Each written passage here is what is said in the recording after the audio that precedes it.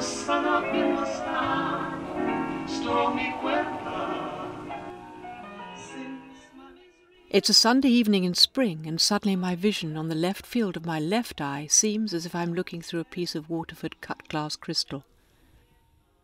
Stab of realization that this is it, retinal detachment, which has been looming on the horizon for years. The threat of the realization with a dull thud, with a hand against the glass in the fog. It's the lot of the ageing high myope. Piercing pain of pinpricks of colour against sharp white as a massive injection is put into my eye. Another stab of agony as something resembling a corrugated clamp is put on my eye. Lying on a narrow operating bed, entirely covered in a green paper fabric sheet. All is dark, with the hum of machines in the operating theatre. Pit is cut to expose my left eye. A nurse holds my hand and says reassuring things. I long for her to remove her hand so that I can be alone. There's no pain. I clasp my hands over my stomach so that they won't fall down over the edge of the couch. My eye is so filled with drugs that dilate that I cannot focus on anything, though I can see. Irrelevant conversation goes on over my head of golf and holidays, till one surgeon describes to the other the surgery she performed on me a couple of months previously. Very bright light into my eye.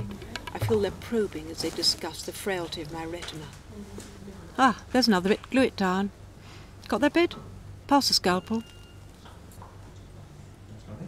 I'm remarkably calm, removed into my own world, observing without recognition what passes in front of my rigidly fixed but unfocusing eye. This is what it must be like to be a newborn child. I can see because my organ of sight works, but I recognise nothing.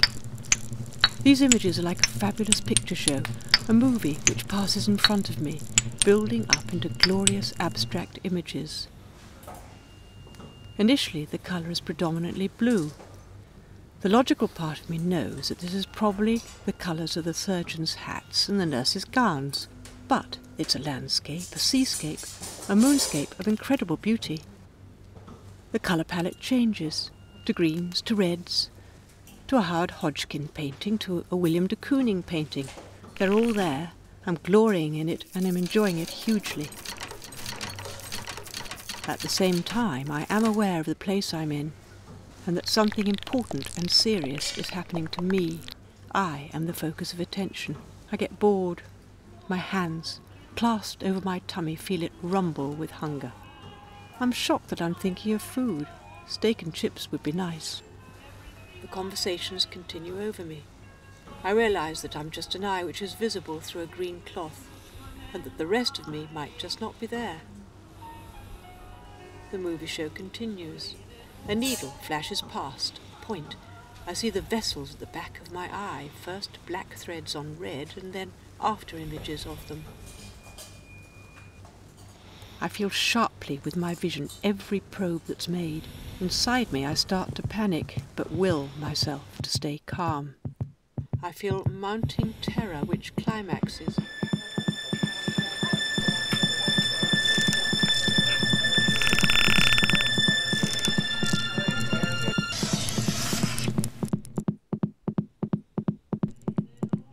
And then fades away. You've got a small one.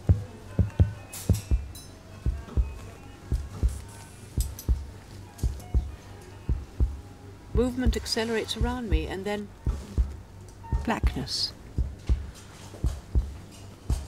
It's now 2¼ hours later, and the movie show's over, and the nurses are murmuring reassuringly. The surgeons say, "That all went well," and with a snap of their rubber gloves, they seem to leave the theatre. My green shroud is removed, and I can see with my other eye. I sit up. I feel very well and very hungry. I am escorted back to the ward, where a truly revolting lunch of baked beans and half-cooked sausages await me. I eat. A gas bubble has been inserted into my left eye, and after 24 hours an horizon appears at the top of my field of vision, which, over a period of about a month, sinks and reduces to the size of a farthing, and disappears, leaving the retina attached and sight restored. All I do is pray the Lord above will let me walk in the sun once more.